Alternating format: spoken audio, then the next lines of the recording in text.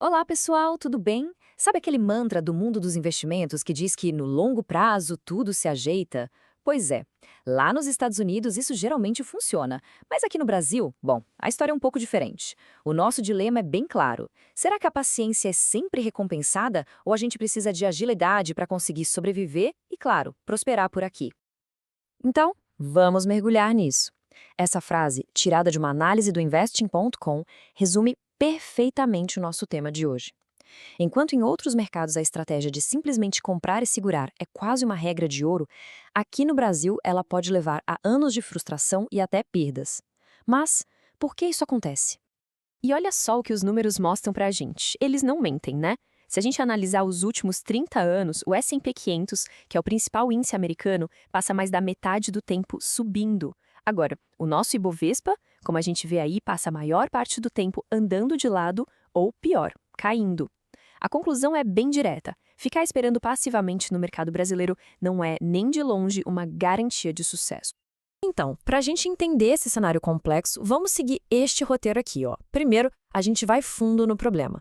Depois, vamos conhecer quem são os protagonistas desse mercado. Na sequência, entender a dança complicada entre juros e ações, decifrar a tal linguagem secreta da curva de juros e, no final, claro, a gente vai desenhar uma estratégia para navegar nesse ambiente tão desafiador.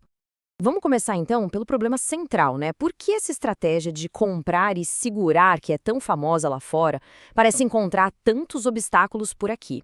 O que torna o nosso mercado tão particular, tão volátil? Bom, a resposta está nesses três pontos aqui que são cruciais. Primeiro, a nossa bolsa depende demais do humor do investidor gringo. Quando esse dinheiro sai, o Ibovespa sente o baque.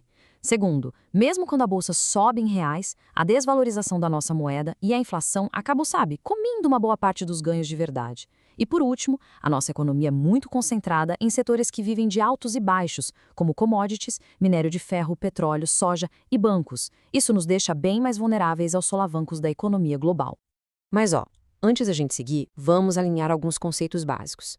Para entender a dinâmica do mercado, é fundamental conhecer os seus principais personagens e os indicadores que medem a temperatura das coisas. Vamos definir cada um deles rapidinho. Começando pelo mais famoso de todos, o Ibovespa ou Ibov. Pense nele como o grande termômetro do nosso mercado de ações. Ele não é uma ação que se compra, mas sim uma cesta teórica com as ações mais importantes e com maior volume de negócios da nossa bolsa, a B3. Pense em gigantes como Petrobras e Vale. Quando o jornal fala que a bolsa subiu, geralmente é do Ibovespa que eles estão falando. Do outro lado do campo, a gente tem o IMA, que é o Índice de Mercado Ambima. Se o Ibovespa é o termômetro das ações, o IMA é o termômetro da renda fixa. Ele mostra o desempenho de uma carteira de títulos públicos, sendo a grande referência para quem investe em ativos mais conservadores. E só para lembrar, Ambima é a Associação Brasileira das Entidades dos Mercados Financeiro e de Capitais. Agora, a estrela do noticiário econômico, a taxa Selic. Ela é a taxa-mãe, a base de todos os juros da nossa economia. Quem define é o Banco Central e o principal objetivo dela é controlar a inflação.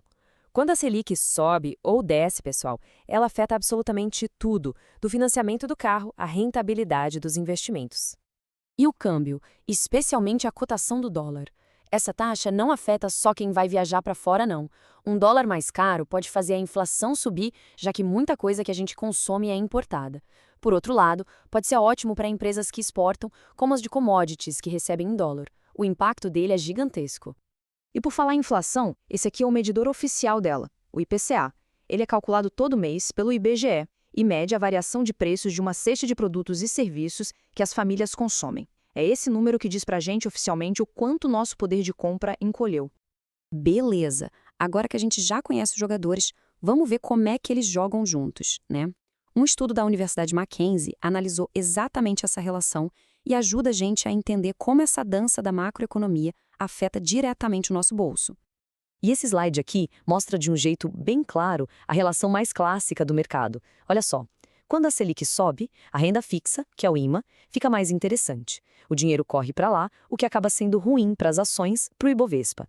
Agora, quando a Selic cai, o movimento é o contrário. O investidor vai buscar mais retorno no risco, na renda variável, e isso acaba impulsionando a bolsa. É uma verdadeira gangorra.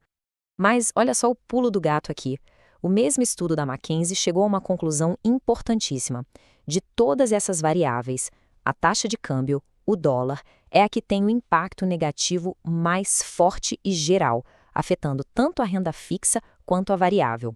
Um dólar disparando gera incerteza e costuma prejudicar o desempenho dos dois mercados aqui no Brasil.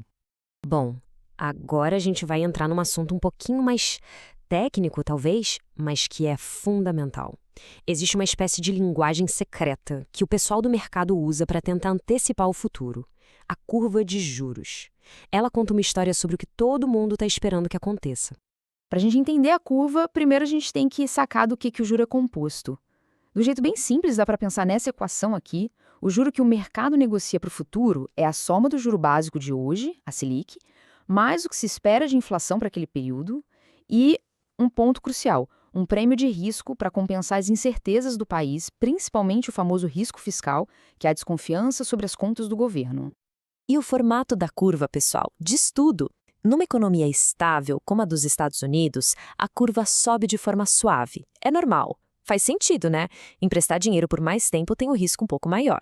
Já no Brasil, a nossa curva costuma ser o que o mercado chama de empinada, ramped.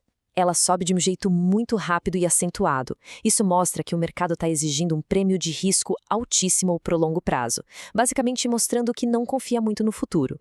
Então, a grande sacada é essa. A curva de juros não é só um gráfico com números. Cada pontinho ali, cada prazo, é o resumo do que o mercado inteiro está pensando sobre a inflação, sobre a política do Banco Central e sobre os riscos para aquele ponto exato no futuro. É uma história contada de forma visual. Certo. Depois de entender tudo isso, a gente volta para a nossa pergunta lá do começo. Se o nosso mercado exige movimento e não uma paciência cega, qual é a estratégia? Como é que a gente pode de verdade dançar conforme a música que o mercado brasileiro toca? A estratégia, então, se apoia em 4 pontos principais. Primeiro, ter timing e flexibilidade, ou seja, saber a hora de entrar para aproveitar os ciclos de alta e, tão importante quanto, a hora de sair. Segundo, uma gestão de risco ativa, sempre protegendo o capital. Terceiro, diversificar internacionalmente. Ter uma parte dos investimentos lá fora como uma âncora de estabilidade. E, por fim, o quarto ponto, focar nos ciclos, nas ondas do mercado, e não em crenças fixas de que, uma hora, tudo sobe. E para fechar, fica aqui uma reflexão. Diante de tudo isso que a gente viu, a pergunta que não quer calar é: a forma como cada um investe está alinhada com a realidade do nosso mercado? É uma abordagem baseada na espera ou no movimento consciente? A resposta para essa pergunta pode ser o que define o jogo do investimento aqui no Brasil. Muito obrigado e até a próxima.